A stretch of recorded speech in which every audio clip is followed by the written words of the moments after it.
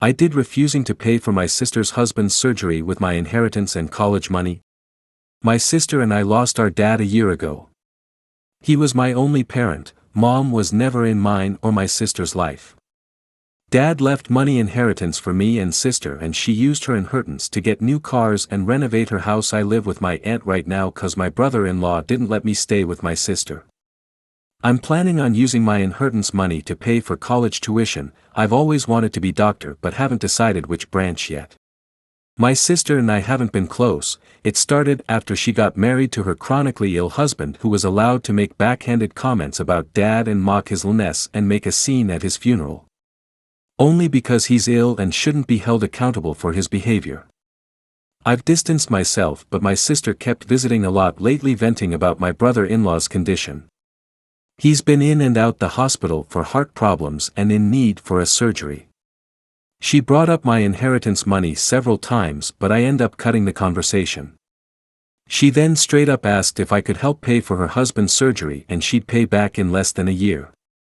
I felt uneasy cause if I give her money from my inheritance, which is a large amount, then there's no guarantee she'll pay back before it's time to apply for college. I'm taking a year gap, but I know my sister can't pay back that much and I felt I was risking my future. I refused to help and she had a meltdown at my aunt's house, calling me heartless, cruel with no empathy. She said that her husband's health should be a priority and I needed to help because education is nothing compared to someone's health, and asked if I'd be happy to see her as a widow and my nephew with no father. My aunt suggested others pay, but most of them cut my sister and her husband off. I argued that her husband's poor health isn't my fault after she kept blaming and guilt-tripping me. She kept crying, and although my aunt decided to stay out of it, she said that I should be prepared for permanent damage in my relationship with my sister if I don't help her now. She's been sending texts and pictures of her family telling me this is what I was saying no to, a happy healthy family with a healthy husband and father. I cried and felt like I was being selfish, not good aunt and sister. I asked my friend and he said let them sell the cars and all the luxurious stuff they bought to afford the surgery, and warned me if I give them money I'll never get it back and may not be able to go to medical school. Story 2. I refuse to stop cooking bacon in the kitchen due to my teenage daughter's vegan lifestyle. Dad here, old fart, loves his daughter to pieces, but I'm struggling to see eye to eye with my teenager and wife on this one. We've always been a meat-eating family. We live in the rural Midwest and bacon for breakfast is pretty much a given. This year my 14-year-old daughter decided to go vegan, and I jumped onto her support team with enthusiasm. We learned how to substitute ingredients, cook new things, try new things. I adjusted our budget to include more expensive vegan substitutes for her, etc. None of this has been a problem for me until recently. She saw me cook bacon in a pan, and then I rinsed it out to load in the dishwasher. She exploded in anger. Teen years, I'm not too fussed about the anger explosion. I know she doesn't mean it, and said that that was her pan for vegan food. I was completely floored and said, kiddo, this here is a family pan, older than you, it's not your pan. She asked me to purchase her a pan that she can solely use for vegan food. I didn't want her to feel weird about food, so I said sure, and ordered her a few colored ones that are only for her. The reason they're colored is so it helps me remember that I'm not to touch them unless I'm cooking vegan. That wasn't good enough. Now apparently the dishwasher is contaminated with animal product, and the fridge has bacon grease fingers on it, because I eat bacon and then touch the fridge. And she's asked me and her mom to completely stop eating meat at home. I don't mean I literally touch the fridge with greasy bacon hands, because I wash my hands, but it's clearly enough that it upsets my daughter. Frankly, I'm on team hell no. Her mom is much more amenable and strongly wants me to consider taking our daughter up on the request. My wife's reasoning is that both our parents live close so we can eat meat products there, and that she doesn't want our daughter to feel uncomfortable in the kitchen. My daughter says she is fine with cheese and butter in the fridge, but it's specifically meat products that make her feel sick. Now I'm sorry for her, but I feel like she just needs to adapt and live side by side, because I'm not going to stop eating bacon in my own house. Story 3. I planting prickly bushes in my front yard to keep the neighbors' kids from my property. I planted a wall of blackberries and raspberries at the two sides of my garden facing the driveway, about 30 centimeters from the edge so no overhanging branches. On the other side of the berry wall I planted lot stuff like strawberries and tomatoes. To reach the tomatoes and strawberries from the driveway you have either go through the fruit bushes or walk up to my house, walk about 2 m along the side of the house and my windows and then walk into my actual garden. Not something you do by mistake.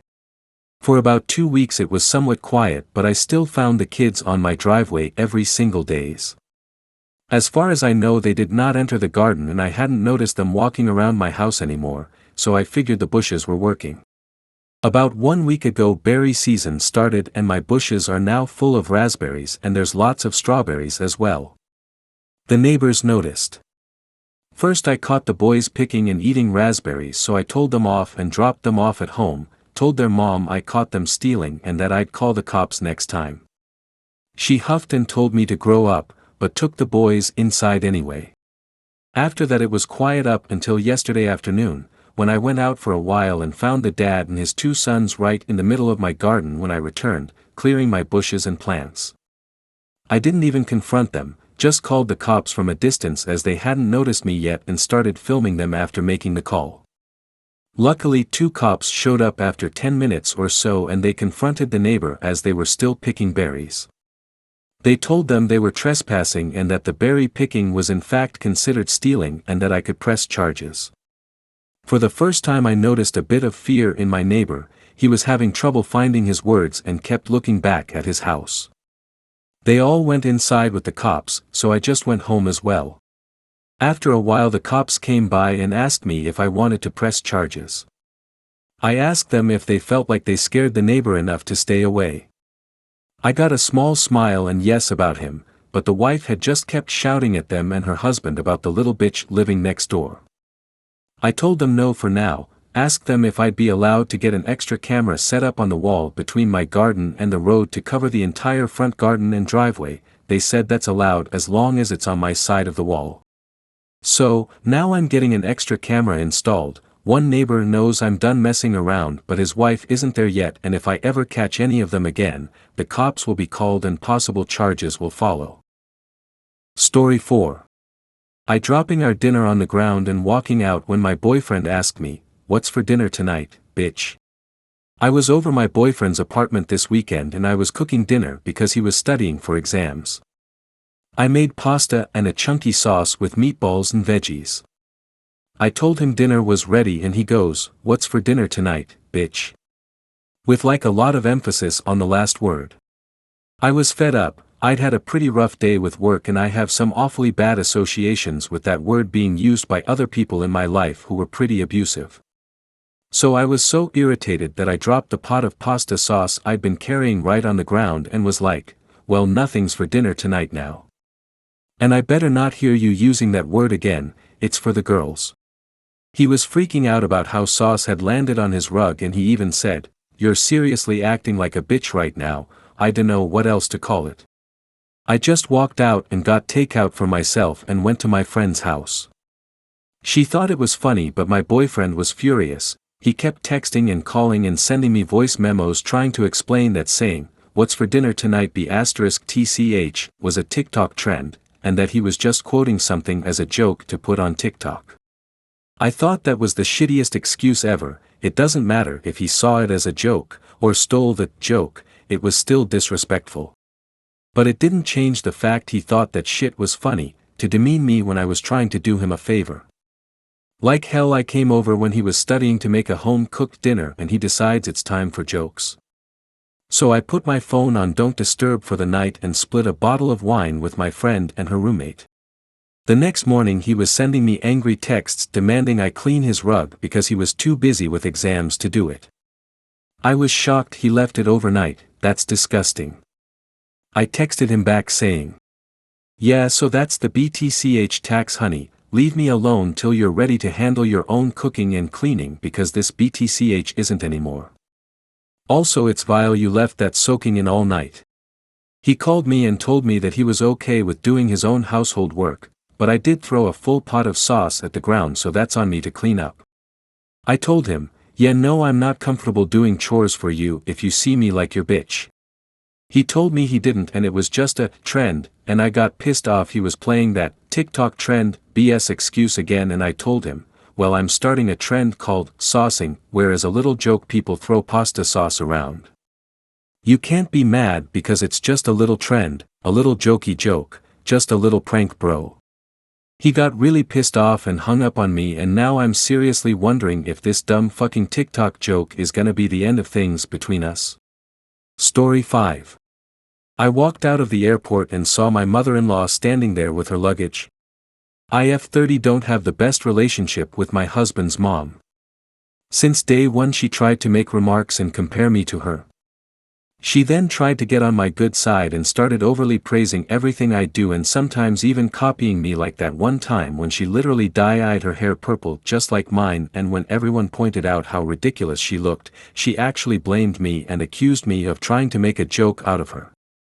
So, anyways, my husband and I took 2 weeks off work to go visit some places out of the country, tourism in other words. Thing is, I was the one who saved up for and arranged for the trip. My husband was responsible for booking the tickets. My husband's mom wanted to come along and threw temper tantrums when I said no. She called, texted, sent people to talk to me into letting her come, even threatened to call the police and make some complaint up to get us to stay if she can't come. My husband said we should just take her, but I told him he was wrong to tell her about the trip in the first place. He gave me an ultimatum. Said he wouldn't go if she can't come, and I told him I'd gladly call his bluff, which made him take his words back and say, fine. I will tell her to stop it because we won't take her. Things got quieter, suspiciously quieter. The day of the trip came and we got to the airport at 2 p.m. My husband was walking ahead of me and was looking left and right like he was looking for someone. I asked him, but he didn't respond. He led me to the waiting area, and first thing I saw was his mom standing there with her luggage. I froze in my spot. I felt a cold wave washing over me and I was fuming inside. She and my husband were hugging. That's when I quietly turned around and started walking towards the exit. My husband followed me while shouting at me to stop. He tried to stop me, but I told him off the harshest way possible. He tried to say I was overreacting and that his mom was there anyway, and I should let it go and not mess the trip up for us. I told him he and his mom could still go and that I was going home. I went home and sobbed into my dog's fur for several minutes. Turned out he booked her a ticket without me knowing. An hour later he came home yelling and raging about how pathetic and spiteful I was to walk out and go home and ruin the trip last minute. I told him he caused this to happen. He said that I was being so hard on his mom, it's ridiculous. I refused to fight anymore, but he kept on berating me, then called my family to tell them that the trip was cancelled and that it was because of me. My family said that I shouldn't have ruined it for myself and should have sucked it up and done my best to enjoy. Did I really overreact?